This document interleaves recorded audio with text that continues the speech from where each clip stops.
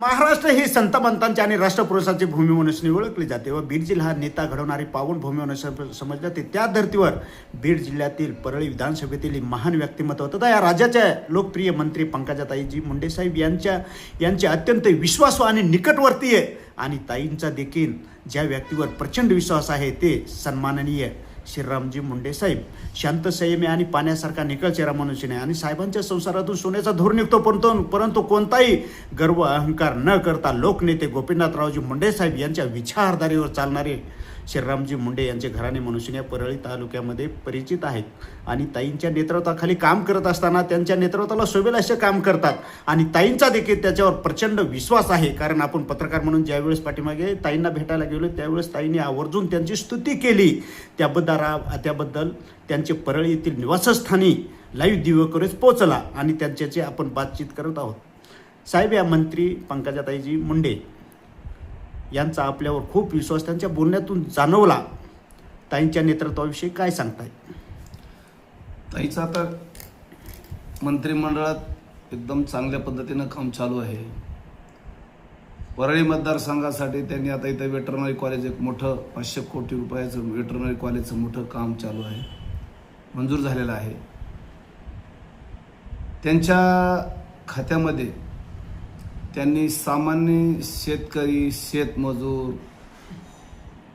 शेतमजुराची मुलं यांच्यासाठी त्यांच्या हाताला काम मिळावं, सर्वसामान्य कुटुंबातल्या तरुणांना हाताला काम मिळावं, त्यांना रोजगार मिळावा यासाठी त्यांनी आपल्या खात्यातून आता एक वेगवेगळ्या पशुसंवर्धन खात्यातून वेगवेगळ्या शेळीपालन असेल, कुक्कुटपालन असेल, मत्स्यपालन असेल, वेगळे गोपालन असेल, म्हैसपालन असेल, असे वेगवेगळे शेतकऱ्यांच्या मुलांसाठी तरुण शेतकऱ्यांसाठी वेगवेगळे व्यवसायाचे उपक्रम आता राबवत आहात, जेणेकरून सर्वसामान्य कुटुंबातील शेतकरी कुटुंबातील मुलांना त्याच्यातून रोजगार निर्मिती होईल. आज पाहिलं तर आज नोकरीच्या समस्या आहेत. तरुण वर्ग खूप मोठ्या प्रमाणात सुशिक्षित शिकून बाहेर पडत आहे, परंतु त्यांच्या हाताला काम मिळत नाही.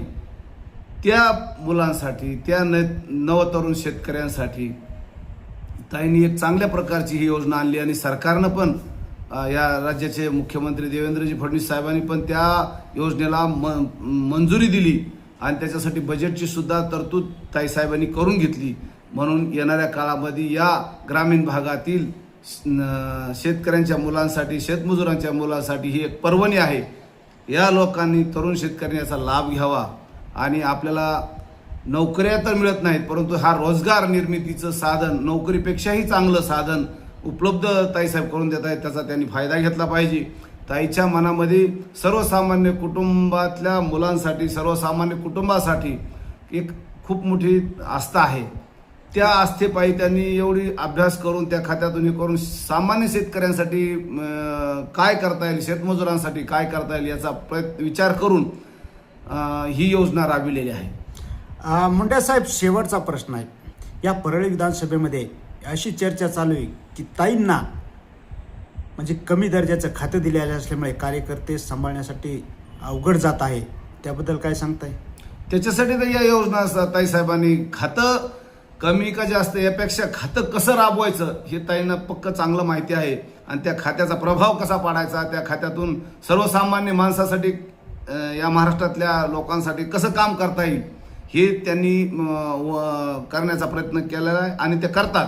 आणि आपलं खातं, सर्व खाते सारखेच असतात आणि त्याच्यात आपल्या करण्यावर कसं प्रभावशाली करता येईल याचा ताईसाहेब प्रत्येक खात्यामध्ये प्रयत्न करतात. या अगोदर सुद्धा त्यांनी ग्रामविकास खातं हे महाराष्ट्रातला दाखवून दिलं की ग्रामविकास खात्यातून ग्रामीण भागाचा कसा विकास करता येतो, वेगवेगळ्या योजना कशा राबविता येतात, वेगवेगळ्या आता जलयुक्त शिवार योजना असेल, वेगवेगळ्या योजना असतील, हे सर्वसामान्य शेतकऱ्यासाठी त्यांनी राबवून दाखविलं आणि एवढं एक चांगलं काम करून दाखविलं.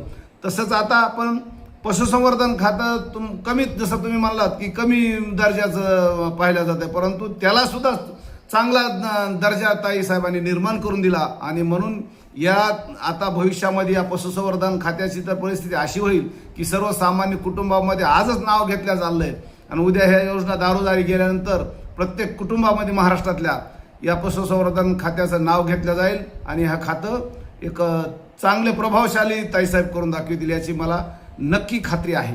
बरं, या राज्याच्या महिला मुख्यमंत्री म्हणून पंकजाताई मुंडे साहेब यांची वर्णी लागावी अशी मागणी सर्व स्तरातून होत असून सर्व जनतेची इच्छा देखील आहे.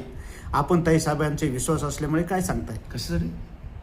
ताई या राज्याच्या पहिल्या मुख्यमंत्री व्हावेत अशी सर्वांचीच इच्छा आहे आणि आपण ताईंचे विश्वासू सहकारी आहेत, त्याबद्दल काय सांगता? आता ते होईलच की. त्या आता तरुण नेत्या आहेत, त्यांना भवितव्य आहे आणि भविष्यामध्ये त्या मुख्यमंत्री होऊ शकतात ना, 100% होतील. आणि आपल्या सर्वांच्या जनतेच्या त्यांच्या पाठीमागं शुभेच्छा आहेत, त्यामुळं त्या नक्कीच होतील.